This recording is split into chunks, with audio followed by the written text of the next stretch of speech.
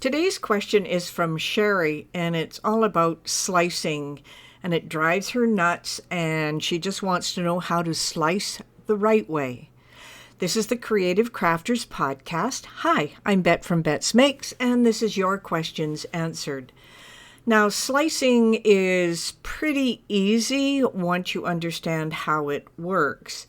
Now, in order to slice anything, you can only select two objects. Remember, that's two. So if you have something you want to slice out of 6 or 7 layers, what you need to do is select the one item and the one layer, slice it, then the second layer and the slice item and slice it. And you can do that all in a row.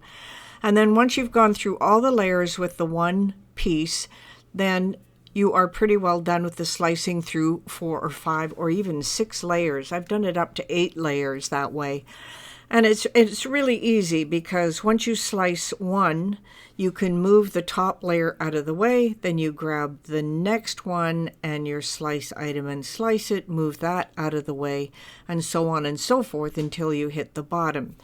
Now, a couple of things about slicing that you should know is that the item you're slicing can't be in a group, it can't be flattened, and it can't have any other pieces or parts. It can't be taken apart in any which way. You must have the two slice items all on their own, outside of a group, not attached, not flattened. So that is something you have to really think about when you get to doing some slicing.